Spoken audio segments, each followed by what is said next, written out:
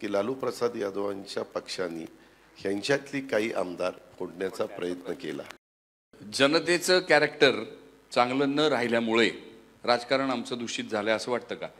कारण आम्ही पण सगळेजण संधी साधू झालेलो आहोत की आम्हाला जिथे संधी मिळाली, म्हणजे आता आमच्या क्षेत्रातलं म्हटलं की एखादं कुठंतरी चमकायला मिळालं, कुठं चित्र सिरियल म्हणा, सिनेमा म्हणा, की लगेच आम्ही सुपाऱ्या घेत फिरतो।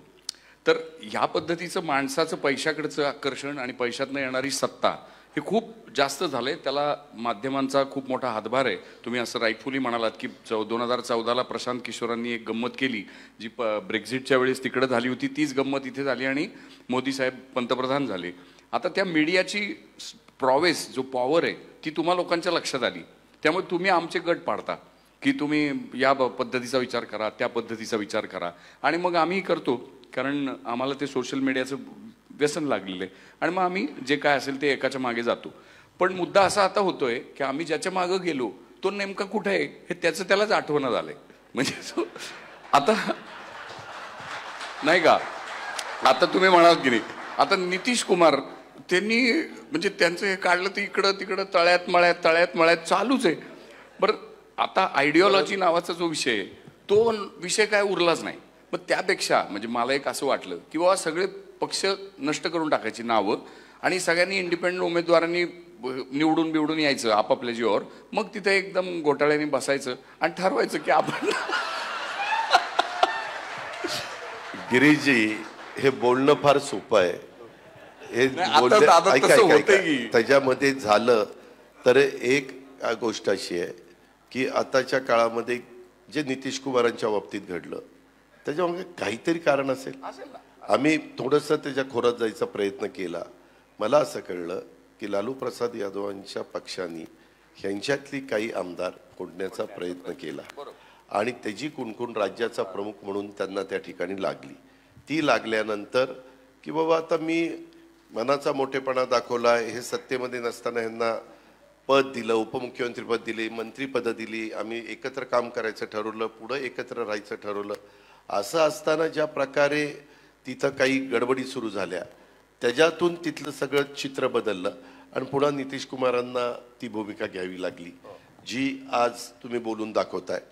परंतु सर्वसामान्य माणसांना तिथं आतमध्ये काय घडतंय हे प्रत्येक गोष्ट माहिती नसते। पेपरला येताना बातम्या, हेडलाईन किंवा TV चॅनलला चालणाऱ्या बातम्या त्याच्यावर अवलंबून असतं।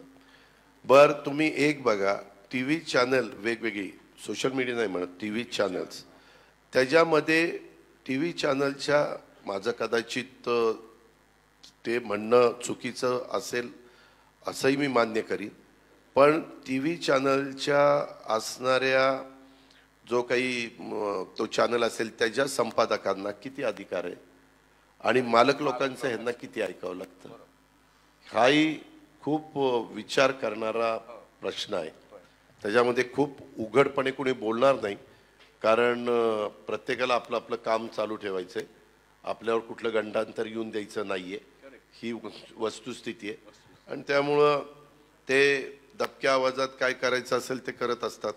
कधी कधी एखादं वृत्तपत्र एखाद्या बातम्या कशा प्रकारे देतं आणि नंतर काही गोष्टी घडल्यानंतर बातम्या कशा बदलून यायला लागतात, हे राजकीय लोकांच्या बाबतीमध्ये घडतं गिरीजी, असं अजिबात नाही। कुठल्याही बाबतीत घ्या तुम्ही, इंडस्ट्रीवाले घ्या, इंडस्ट्रीवाले पण सरकार बदललं तरी आत्ता राज्यकर्त्यांच्या जवळ असणारे उद्योगपती हे बरेचसे सरकारच्या सत्ताधाऱ्यांच्या बरोबर ते मिळतं जुळतं घेतात। का घेतात? त्यांना त्यांची इंडस्ट्री चालवायची, त्यांना त्यांच्या काही परवानग्या असतील त्या घ्यायच्या। ह्याच्यात फक्त आजपर्यंत जास्त कुणी नागरिक किंवा कुणी बोलू शकत नाही ती म्हणजे टाटा कंपनी। टाटा कंपनीनी पहिल्यापासून त्यांची एक जी प्रतिमा आहे ती प्रतिमा त्यांनी सांभाळलेली।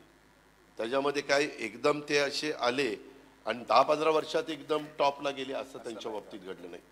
काहींच्या बाबतीत घडलं, त्यांचे कष्ट असू शकतात, त्यांचं म्हणजे डोकं असू शकतं, काही बाबतीमध्ये ह्या जे काही शेअर्सचे वर खाली होतात त्या संदर्भातला त्यांचा अभ्यास असू शकतो।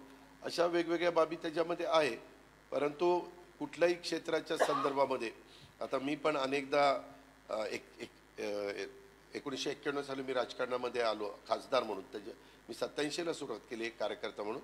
परंतु मी आज बघत असतो त्याच्यातनं अनेक कार्यकर्ते पण साधारण जनाधार कुठं आहे, पुढारी लोक जे असतात किंवा साधारण काय आपल्याला पाहायला मिळतंय, मग कुठं आपण राहिल्यानंतर आपले प्रश्न सुटतील, कुठं राहिल्यानंतर आपल्याला पद देखील मिळू शकेल वगैरे वगैरे असा विचार करतात.